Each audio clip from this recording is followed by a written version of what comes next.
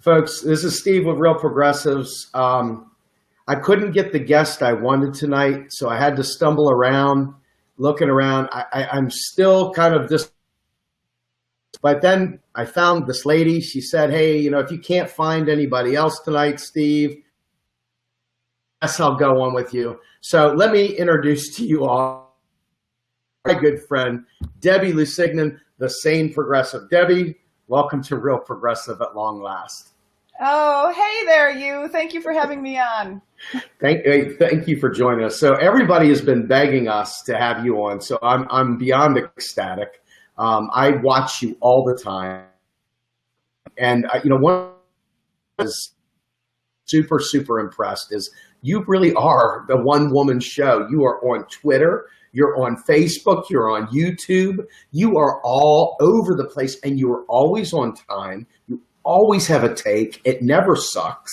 It's always right to the point. How the hell do you do it? I know what it takes to do it, and I've got a big staff. I can't even imagine doing it the way you do it. Talk to me. How do you get prepared? It's kind of consumed my life. I didn't start the channel with any particular agenda. I just wanted to kind of put out some alternative perspective that I didn't think was being put forth. And so I just started doing videos on YouTube. They started getting way bigger response than I expected. And the channel is grown. So just basically giving my life to it. That's how. Well, it's funny because we asked backwards, of course, do this the way we did it. We started on Facebook because that's what we knew. And then we started growing. And then we said, oh shit, maybe we ought to look at YouTube also. So now we've gone flip the other way. You went the right way. I mean, YouTube is really where it's at because it's a totally different dynamic. And you can cross-pollinate. You can do stuff here. You can do stuff there. But you have a huge, loyal following. Talk to me about what makes your fan base. I mean, we share a lot of the same fans, but your fan base is really, really into you. What do you think it is that draws them to the Sane Progressive? I don't view my community as fans. I view them as my community. I share these perspectives because we are all really struggling right now. The country is in crisis. It's been in crisis for a really long time. There is absolutely no voice for so many marginalized people. We live in a time of great division. We live in a society culturally where, though we have a lot of really wonderful people in this country, we have been isolated and divided from each other. And I hope that the people who come on my page participate in a discussion and participate in a community. And that's what drives the work. And hopefully it provides some kind of, a place of community for people. Well, everybody that I've seen, just, the comments are rolling in. It's always you're just straight to the point. You don't bullshit anybody. You just give it to them. And if you're wrong or anything else, it doesn't matter because you were doing it with the right spirit. There was no fakeness about it. And to me, that's the power. When I first started following you way back when, I mean, we only had like 5,000 people at most in Real Progressives to start with. And I was watching you, and I was just watching the punches come. People were like, what the hell? And you were just taking the heat, and you were just throwing it back. You were just giving straight dope. And and I like the way you said that. They aren't fans. It is a community because we are literally trying to work together to bring about change in this country without a party spin to it, damn it. It really is about the 99%. And talk to me a little bit about your perspective of the 99% and where you see the alternative movement going, because there's another movement and it's getting sucked back in to doing the same shit a different day. And it doesn't sound like that's what you're all about. Well, I don't have a 99 to 1% perspective. I believe that this situation that we are in right now manifested from a collective whole. And I understand where that talking point comes from. However, it also puts us in a place of victimization when we talk about a very small percentage of people at the top doing this to us. Because the reason that we have the system we're in right now is that for a very, very long time, our culture has been, really been focused on capitalism, materialism, empty celebrity worship, and just there's been a collective selfishness, and that certainly isn't the whole spirit of the country. But the reason that the political system manifested this way is because we manifested it this way. And so I don't view us as victims. I really believe that we manifest what we create in the world. And the flip side of that is taking that responsibility. It gives us a huge sense of empowerment, not to come at problem solving from a victimization place, a place of victimization, but a place of understanding our own power. Because you can't really believe 100 people or 500 people or whoever has this small concentrated portion of wealth really is, the full of the problem. And that doesn't, and when I say that, that's not to negate the ugly, murderous, selfish, greedy, pathological, psychopathic things that people in positions of power are doing. So be very clear about that. Absolutely. So you nailed I think the thing that really caught on for me was when you were hitting the election fraud. I mean, it was great throughout the primaries and into the general, et cetera, but you really focused on election fraud. And, forget Bernie Sanders, forget Jill Stein, forget any of them. The bottom line is we, the American people, have a right to know that our votes are counted. And you went after this where other people, including those that were running for office, did not. So what you found during this process, because how can we have any progress if we don't have fair elections? Hold on, I'm pinning this to my page so that people can see it. Okay. Awesome. All right, hold on. Let me just pin it to the top of the page. Okay. All right, I'm back. I'm sorry about that. That's okay. You're talking about election fraud?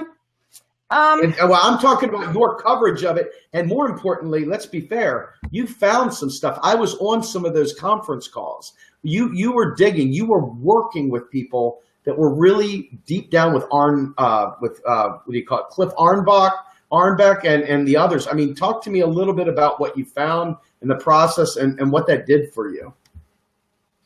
Well, election fraud wasn't a new issue for me going into this election. I was aware of the problem beforehand, and I was fully aware that the Sanders campaign likely was going to be facing these problems. And so I started researching it before the primary began. And the evidence that was presenting itself from state to state with what we were seeing throughout the Democratic primary election wasn't even subtle. It started right in Iowa when the caucus was blatantly rigged. We had videotape on C-SPAN of Hillary Clinton's staff misdirecting Bernie Sanders caucus attendees. It was so bad that the paper that endorsed Hillary Clinton called for a full independent audit with a headline, "Something Stinks Within the Democratic Party." And at that point, I had put out a petition and I had called the campaign. And I had a group of people who were working within the Bernie Sanders campaign that I was trying to get him to please address it in real time, because I was really afraid that if Bernie Sanders didn't stand up, that he was going to be sending a message to basically have a green light to go across the country and continue this. And that is exactly what happened. There was mass voter suppression through the voter roll purgings. It has come out, according to the FBI, we've had 20 states reporting that their voter database systems were breached. This is occurring at the time that there were mass voter roll purging of Bernie Sanders voters, targeting Bernie Sanders voters. It happened all over the country. In Arizona, On March 30th, Michelle Regan came out, who was the Secretary of State of Arizona, and she testified that election fraud had occurred and that there were voting roll purging. And the weekend before the Arizona primary, the staff of Bernie Sanders' campaign reported that their voter management system had been broken into. There was huge reports of absentee ballot stuffing, exit polls not matching the official results outside of the margin of error, often in double digits. Videotaped evidence of caucus manipulations all over the country. It's not that the evidence wasn't there. It's that the campaign would not address the issue. I know every person that I was involved with, from the election integrity activists to the attorneys to the poll volunteers to Bernie Sanders' own campaign volunteers who tried to get the campaign to address it. They locked us out. They locked us out, and they would not address the fraud. So, and I did. That's what I spent the majority of my time on my show for a year. If you go to electionfraud2016.wordpress.com, that has a full documentation of all the states. And then if you go to my YouTube channel, there's a full video series if people are interested in reviewing what happened and are curious about the issue of election fraud, which is incredibly important. So when we're talking about the election fraud, I'm echoing here. Can you touch your speakers for just a second? I think I'm echoing through there. All right, there we go. So let me ask you a question, because you really came down hard on Bernie Sanders, and there was nobody that was a more vocal supporter of Bernie Sanders during the primary than you. I remember everywhere you went. I remember you in Philly. There's been nobody that was stronger in terms of their support for the campaign. Talk to me a little bit about why. I mean, I think I understand, but I just want you to be able to articulate, why is it that you came down so hard on the campaign after the fact? Did you think they were playing a long game, or did you think they're part of the problem? Talk to us about Bernie and his falling down here. It became very clear to me that Bernie Sanders was not serious about winning this election back in February of 2016 after the Massachusetts primary election. That was when we saw huge discrepancies in the exit polls. It was like 15%. Bill Clinton had gone and shut down a polling place for 4 hours. We were desperately trying to contact the campaign. And at this point, he had ignored the Iowa, the fraud, and then he was ignoring the new reports. And so at that point, I was really working to try to get people to, I was trying to run an effort to get people to withhold donations from Bernie Sanders at that time, so that unless he addressed election fraud, because I could see where it was going.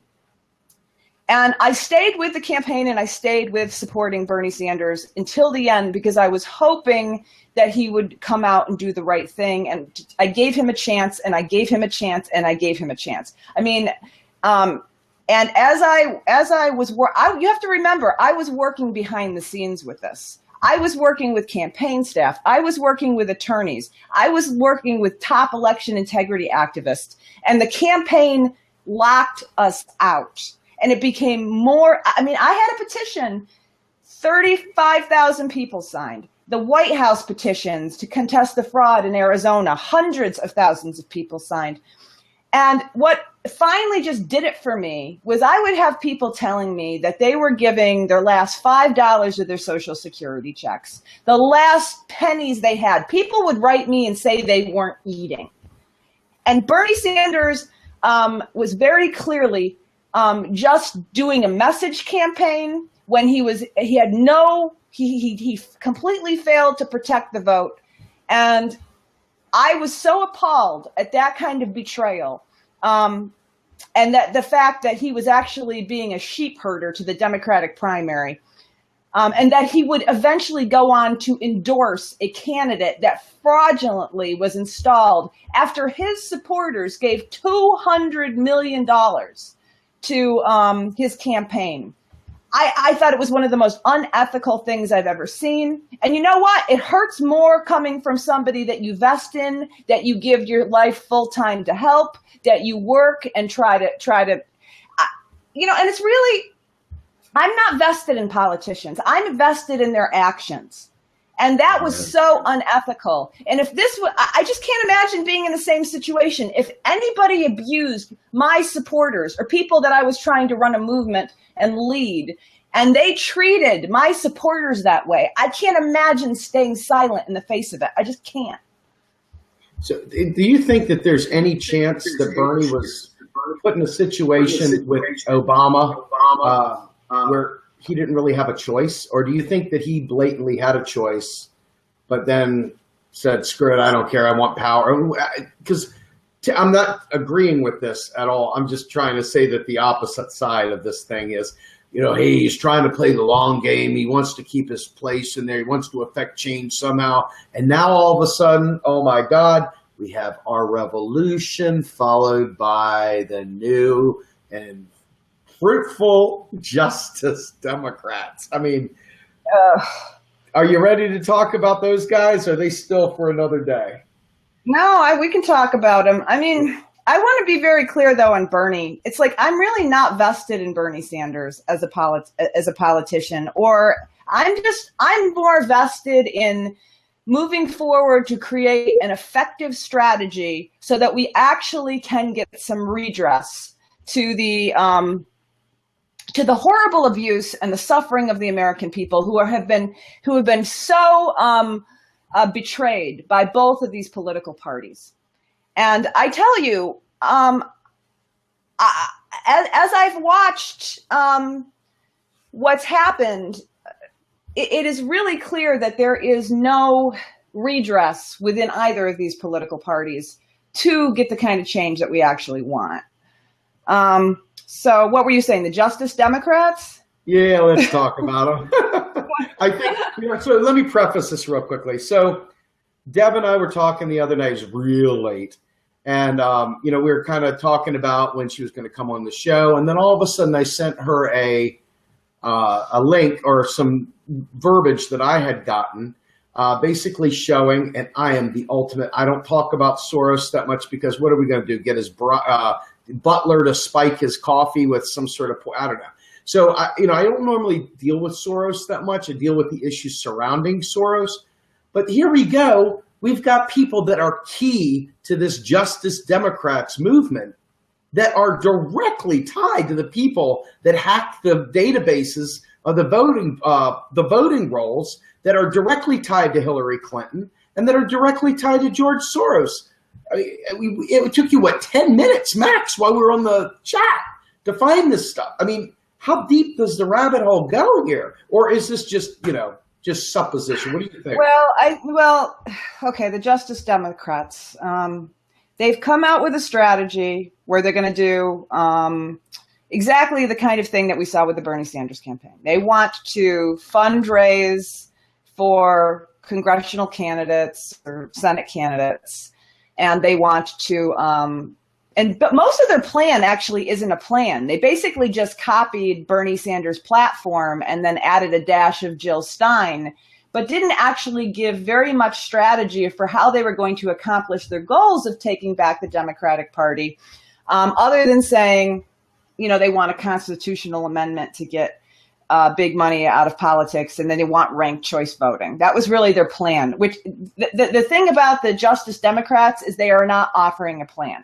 And first of all, before you even get into the connections or, the fact that they have one of their co-founders was a direct advisor and planner for George Soros in his Open Society Foundation, I think let's look at the premise.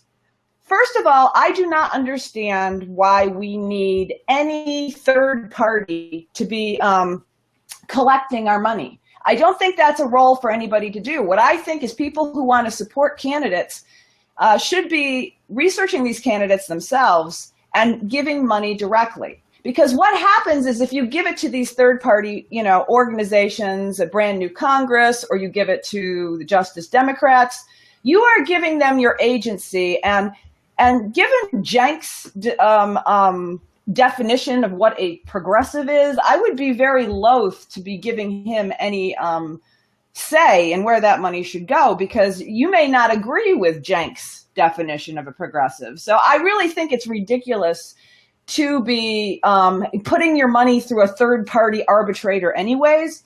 And that gets into what you're talking about, which is co-opting an alternative movement and co-opting people back to the Democratic Party. And that's, it's rather brilliant. If you take people's money that that they want to do this political change and take control over the decision making, that is really a very powerful way to set the foundation to co-opt something. And that is what George Soros does. And one of the co-founders on this Justice Democrat, his name is Zach Efrey. Zach Efrey was a fellow at the Open Society Foundation, which is George Soros's foundation. It's not a secondary thing that he funds. It is his direct foundation. And in 2009, he served as an arbitrator and advisor, not arbitrator, an advisor directly for a long-term strategy planning around elections, around technology. And so in order to understand why that is important, it is important because George Soros is an individual who is very much interested in co-opting movements for his own power. He said in a 60 Minutes interview, and I can give you the link that you can post for people, George Soros said, and I'm saying this verbatim, "I do not care about social consequences. I only care about money." And he has a long history of funding coups, military takeovers, and then also positive things, like he moves in to fund the Occupy movement, or he moves in to fund the legalization fight to marijuana. But it's not about, when he's doing that, and it's not about good and bad, it's about where he takes his power, how he takes his power, how he co-opts anything for his own purposes, his own money-making purposes. So that is why it's very important. If you see an organization who has a co-founder and leader, if you go to the Justice Democrat site, Zach Efrey is listed as a leader. This person is this person has direct ties to Soros's foundation, and he served on a board funded by Jonathan Soros, his son. And there's more connections than that, and that's a whole separate video to do.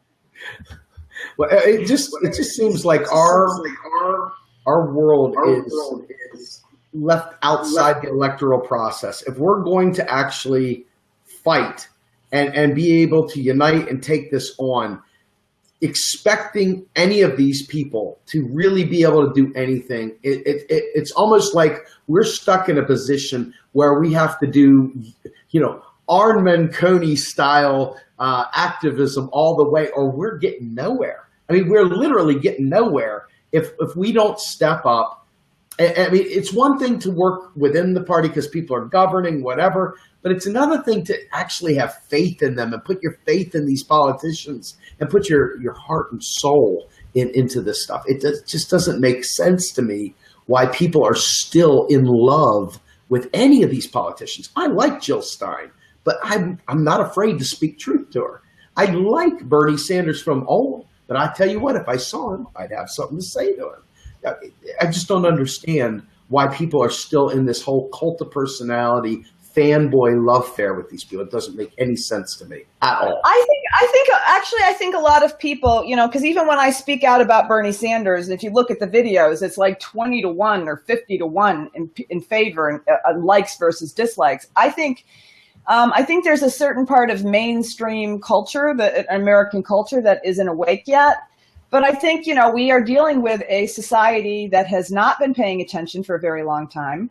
a citizenry that does not understand how power in Washington actually works, and it doesn't move. It is not driven by politicians or either party. It is driven by the military-industrial complex, the agents of the corporate state, the CIA, the weapons industry, all of the mechanisms of the deep state that move through no matter what administration you're in, and that is how that is where the powers and the policy move through.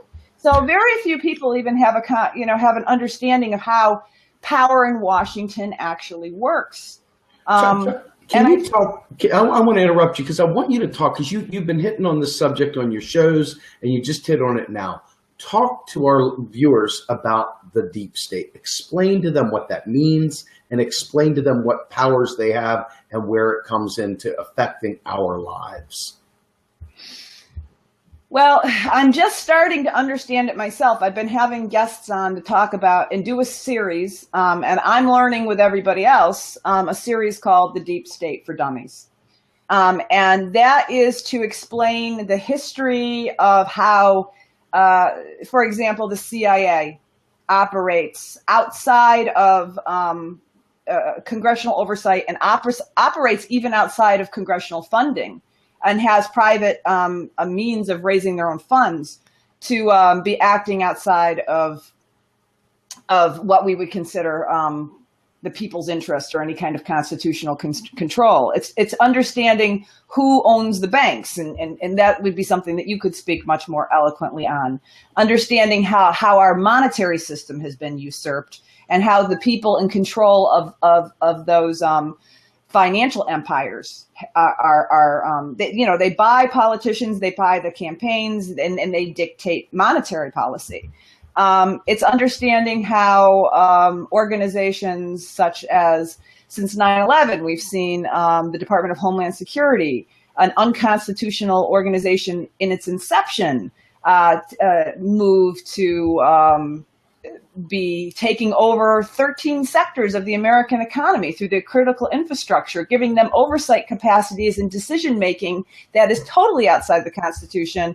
And that is done, and then that organization or agency was created to take the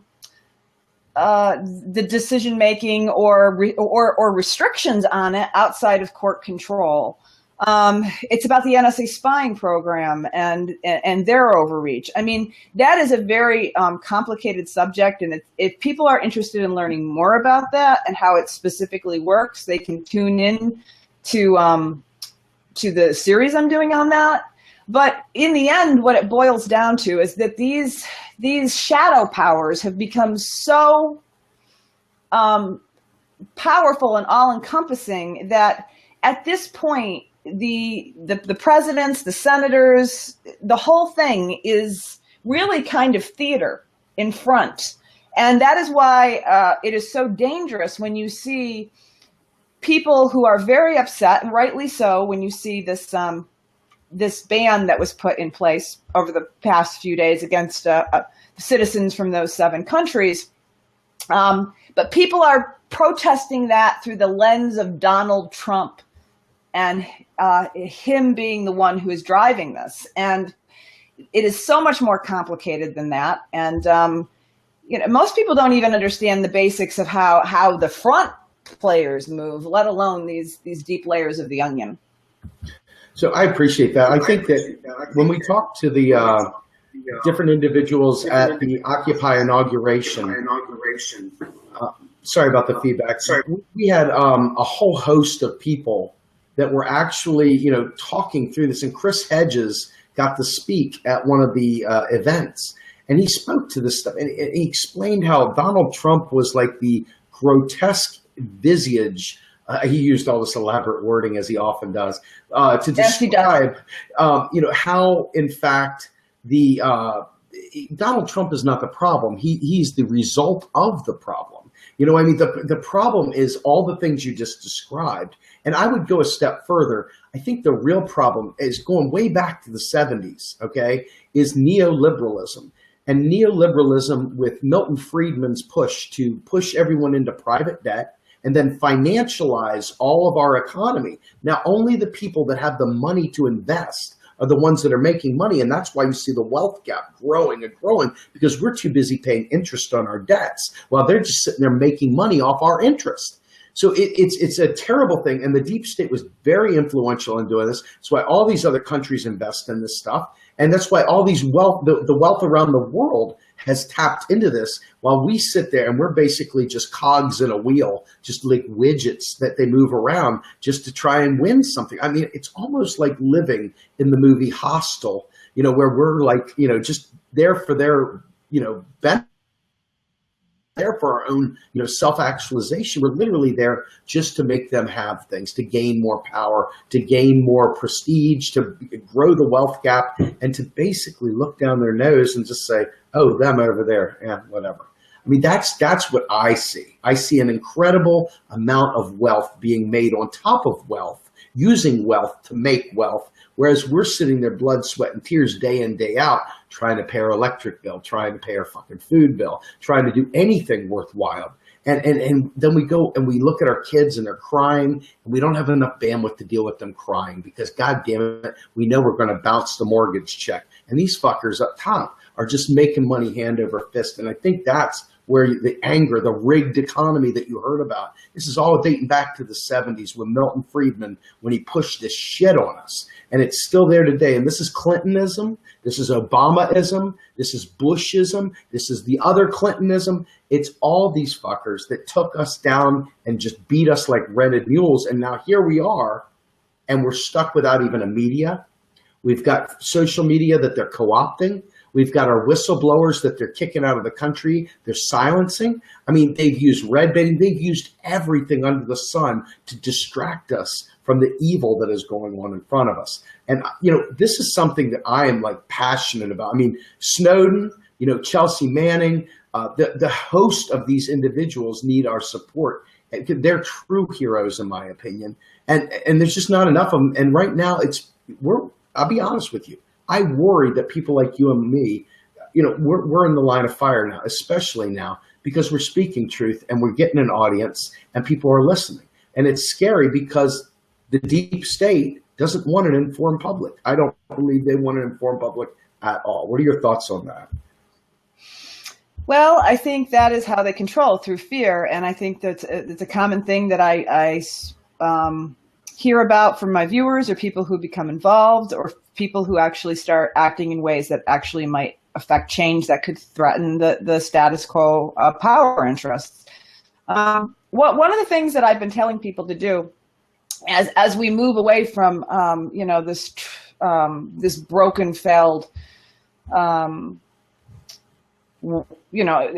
entire way we've been operating has been hierarchical, somewhat very patriarchal, and the corporate media has told us and dictated us to manage us.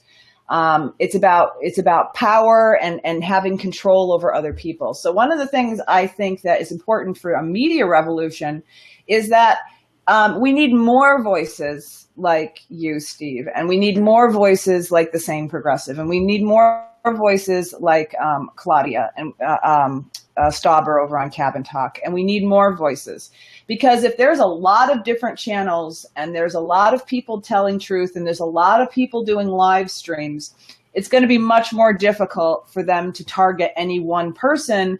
And even if they make one of us go away, it's like it'll be like whack-a-mole. Another person will come up. So, it's like a community sharing model of information sharing and having discussion, rather than everybody just talking and telling everybody how it is. So I think, if we shift how we approach it, they're going to have a much harder time controlling. We don't need just one or two, lead talking pundits to dictate either how a movement should go, how it should be organized, or even be a voice for it. We need a lot of different voices speaking out. Amen. So you said something the other day and you've said it multiple times, but I'd like you to delve into it if you don't mind. And that is, the idea of managed dissent, the idea of managing our protests, these protests that come in, they're not really doing anything. They make people feel good. They're all out there. On one hand, you want to go, bravo, very great to see people stepping up and getting out. The other hand is that they're not really challenging the power structure. And because of that, it's kind of managed. It's kind of like controlled bedlam. It's not really, it's not really doing anything. It's sort of keeping the masses contained. Talk to us about that a little bit. Well, I think we can, use the current, the ban that went on and give an example of what's happening with that. Okay, because let's look at the true, one of the main problems we're operating under is that we are operating under disinformation, and we are operating on insane foundational premises. So if I talk about this subject, I can talk about both of them. So we have this ban that occurred, and absolutely an ugly thing, nothing that I support, and we should absolutely be fighting for people to, have their legitimate status. That is, so when I say that, I want people, when I'm talking about this, be very clear that is also something I'm considering.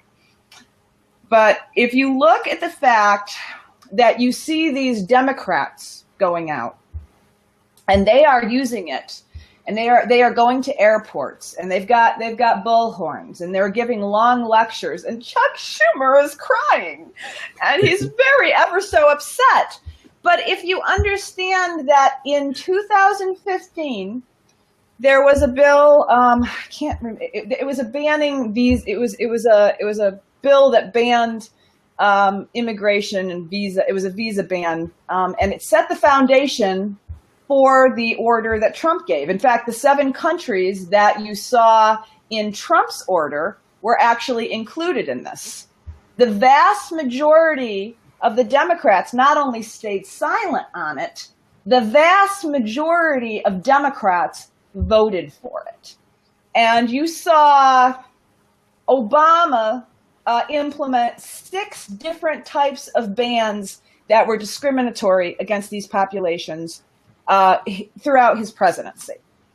So when you see the Democrats now, all of a sudden, many who voted for very similar bans in 2015, all of a sudden expressing outrage, it is crocodile tears, and it is total hypocrisy. And what it's totally politically self-serving, and it's totally to jockey themselves as a position of power against Donald Trump. And it doesn't represent anybody. And the other thing that is going on right now is you have to understand something that we don't even think about. How did the sentiment come about that there is even a talk about we should be banning people who are of Muslim faith or people who practice Islam, so that came about because of the fact that we have had, 2 decades, decades from corporate media putting out an image of brown people in turbans, showing these propagandized scenarios that have pushed this lie of the danger of Islam and the people in the Middle East so that they can sell their wars. And so both the Democrats and the Republicans and the American people, many people have gone along with it. Even if they don't support the bans, they have been totally, utterly complicit in our silence for not saying anything about this. And we have a situation where this manufactured this anti-Muslim, anti-Islam sentiment. And, at the same time that you have Elizabeth Warren taking to the Congress to, point her fingers, and you have, Bernie Sanders saying how awful it is, you have both of these individuals voting to approve Trump's National Defense Secretary, whose name is James Mattis. And James Mattis did an interview, I don't know, like maybe last September, last fall, last summer. And he moved forward in this interview or speech at the Heritage Foundation to talk about how we need to be framing the issues around our war policy around Islam. This man is a psychopath. This man was a war criminal in Iraq. If you read the quotes that this man has said, he is an absolute, he's a lunatic. And this is who Bernie Sanders voted for, Elizabeth Warren for, and he passed 98-2. And so I'm sorry, but if you're going to vote for somebody who is trying to sell war by manifesting that hate and spreading lies about Islam and setting the very foundation of how this situation occurs, and you're going to vote for that person and then get on the podium and say that you are so offended, spare me your hypocrisy. Because what I have not seen in any of these protests, any of them, is where is this, let's stop killing innocent Muslims. Let's stop killing Muslims for profit. Amen. And, I'm so done with it. And, we have all been reduced to hypocrites because we are supporting in one politician what we say that we oppose in the other, and it needs to end. Absolutely. No, nailed it. I mean, the Elizabeth Warren factor, the Cory Booker factor, I mean, these folks are, in my opinion, they are just so far over the top bad. I mean, when they had a chance to stand on their principles, when they had a chance to defend our votes, when they had a chance to defend the country, quite frankly, they chose instead to defend the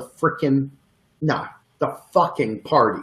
They sat there true blue, just like the blue wall of silence with the police. They sat there and did a full-blown true blue fuck you to the American people, and they huddled around, circled the wagons, and they defended blue. They lost all their credibility. I wouldn't vote for Elizabeth Warren if she were running against Donald Trump right now. I mean, seriously, I wouldn't vote for her for any reason at this point because I don't trust her. I don't trust any of them, but I really have a bitter pill in my mouth about the way she behaved. I mean, what are your thoughts about these so-called progressive leaders in the Democratic Party? I mean, have they earned the right to call Not themselves just Elizabeth progressive? Warren.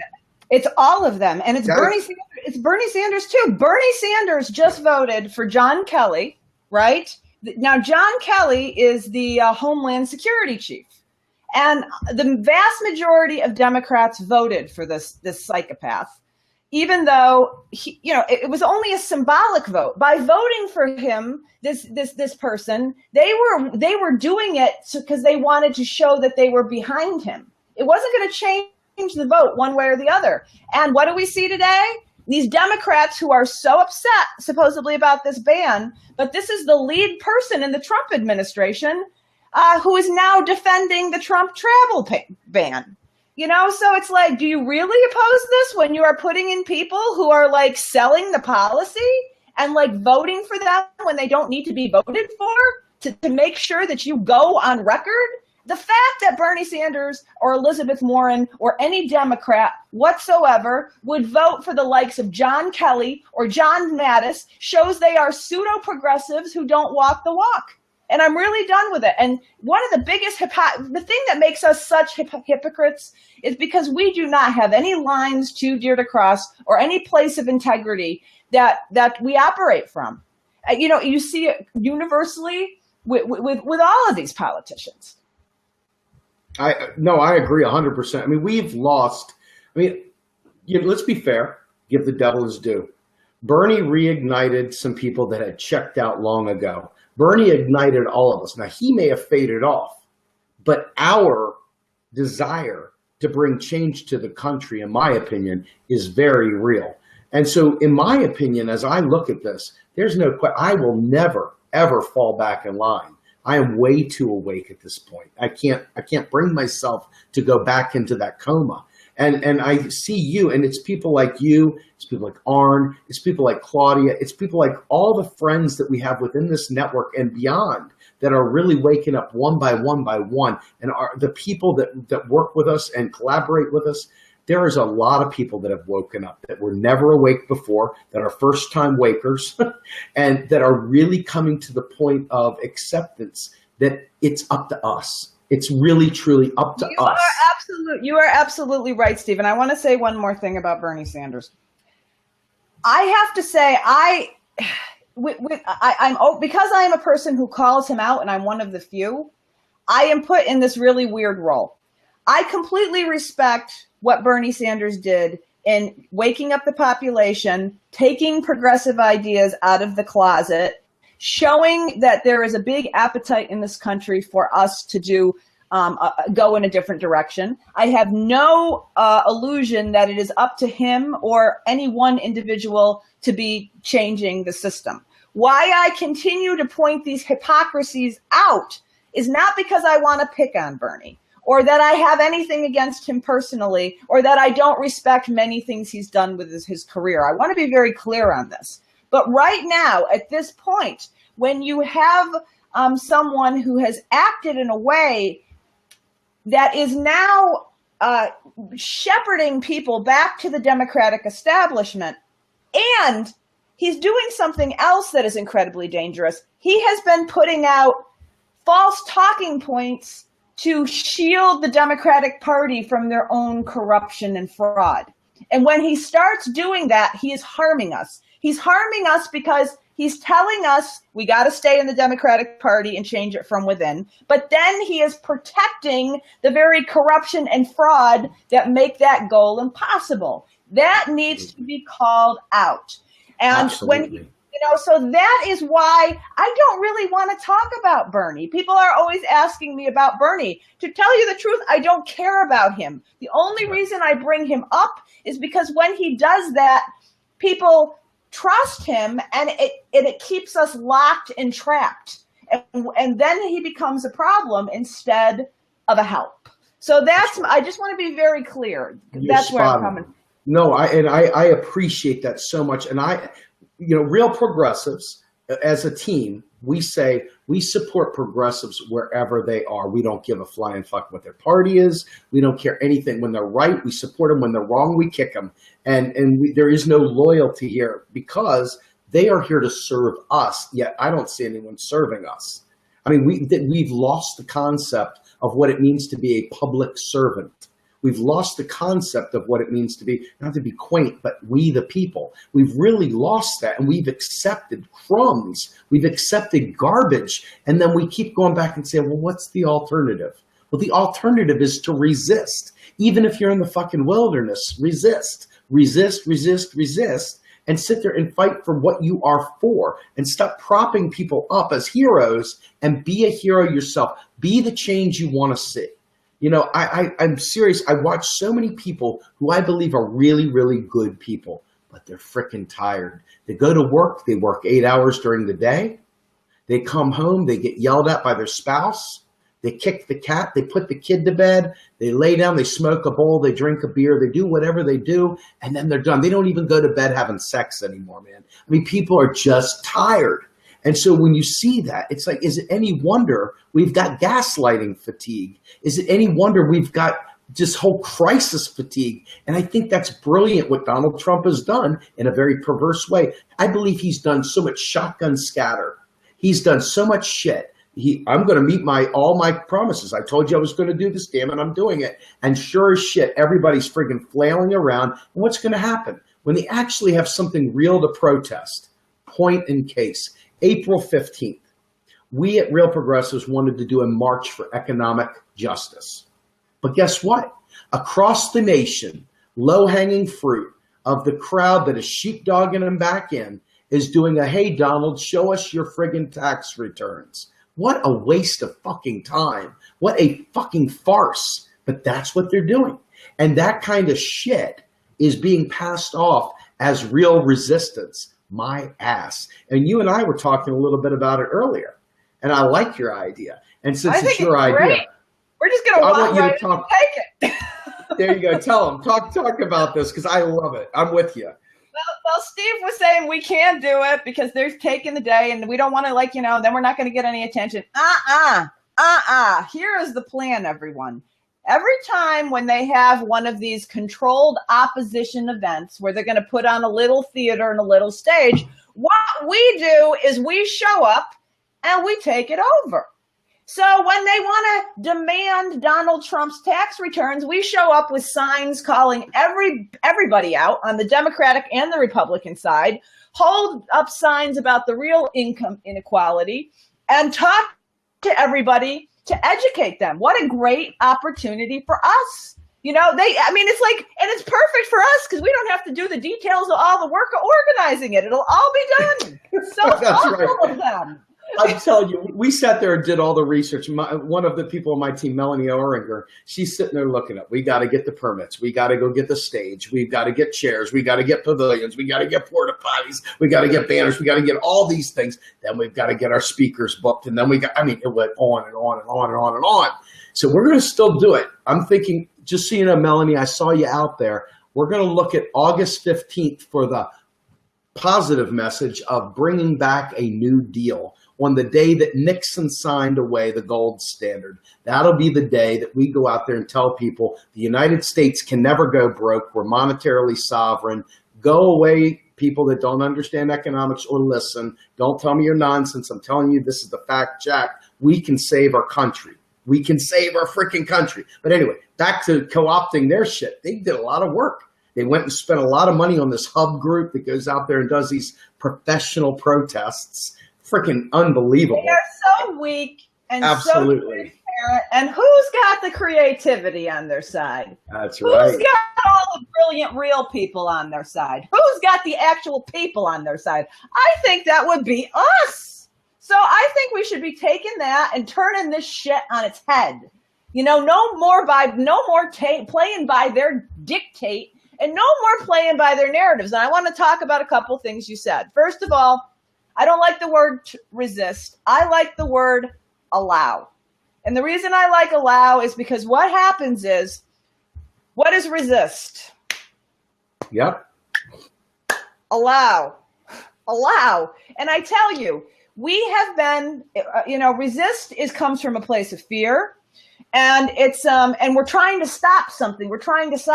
But a lot of what we are facing is that we will not allow. We keep holding on to two completely corrupt, fraudulent parties because we won't allow something else to happen. We resist. We fight it. We hold on. So you move past that shit. You're like, I'm going to open up. And the second you stop hanging on to the things that don't work, really, and you'll see it in your own life. Anybody who's ever let go of something that's toxic or negative in their own life, and I've been through some shit in my life. Every time I've let those things go, never, ever, not once has it gotten worse. It's always gotten better. We are what's holding ourselves back. So allow. And also, I have to say, I wish I never named my channel the Sane Progressive. It's the biggest regret I have about doing it, because what I'm realizing is that there is a huge contingency of the American public that forget political labels. They are ready to move past the abuse of both these, the cesspool of the duopoly. People are ready. And people, I got conservatives, I got libertarians, I got Greens, I got Democrats, I got alternative party people that you've never heard of. And all the people are like really grooving on coming together on this same page. But the second you put out labels, everybody gets all tripped up.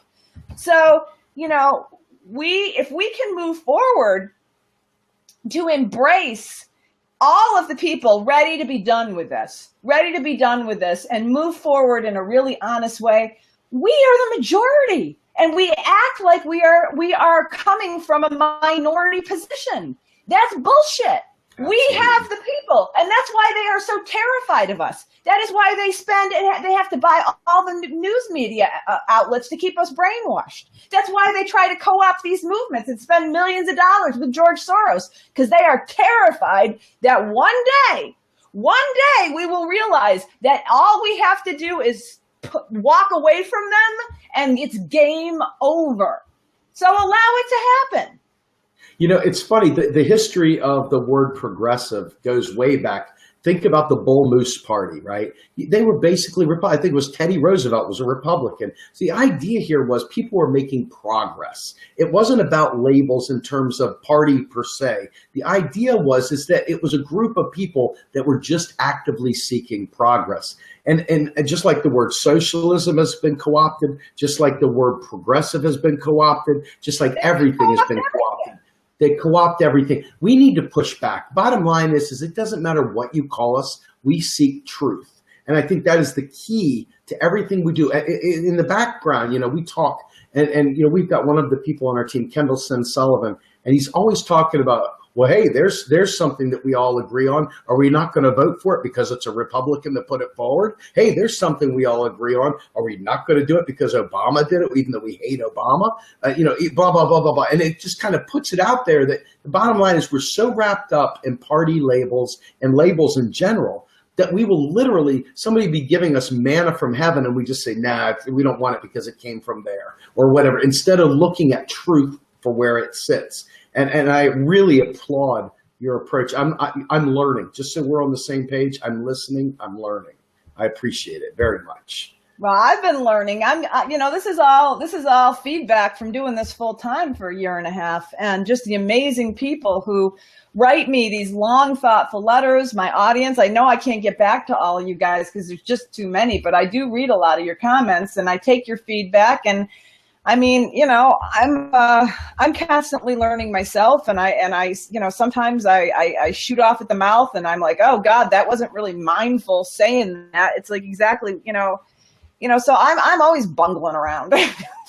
Well, it's not a perfect process. It's not a perfect process, but the thing is, and this is what is perfect, right? I have realized there's a handful of people that I care. I mean, when I say care, I care about a lot of people. But you can't care about everybody at the same level.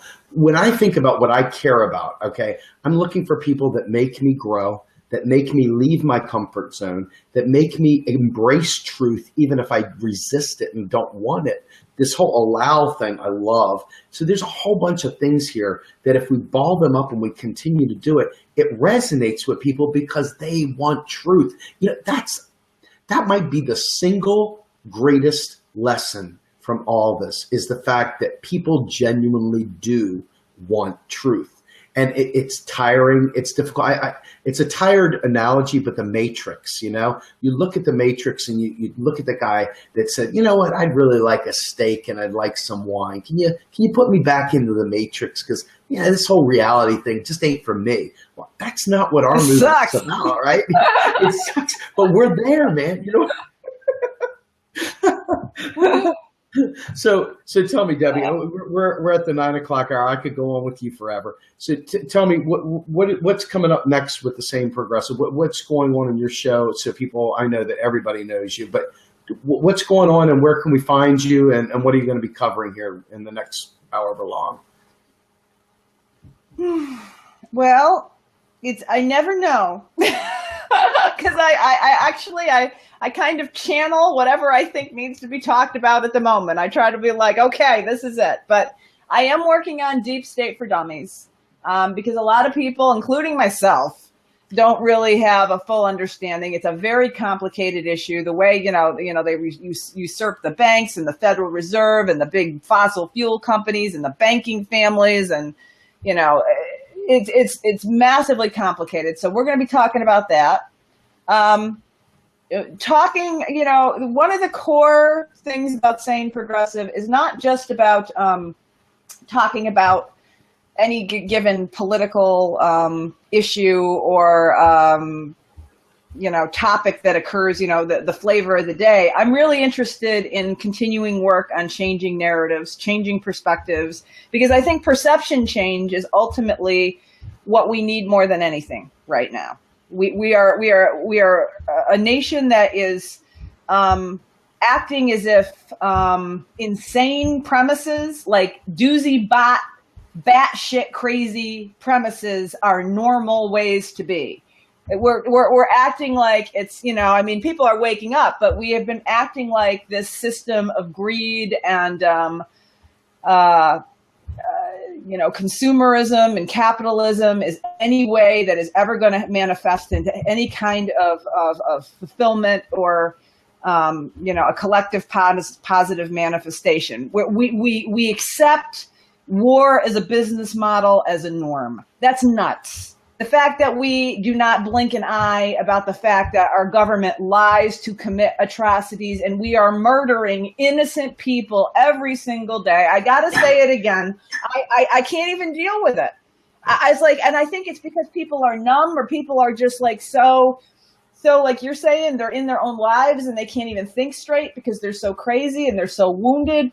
But what kind of a culture thinks it is normal to drop tens of thousands of bombs on innocent people that have done nothing to us so that we can steal their resources? If we are going to have a movement in this country that is successful, it is going to have to include rejecting war as a business model and owning up, all of us owning up to what we have been complicit in allowing. I am absolutely flabbergasted that this is, people are protesting deportation, but there's not a word about mass murder. I can't even get it. I don't even see it.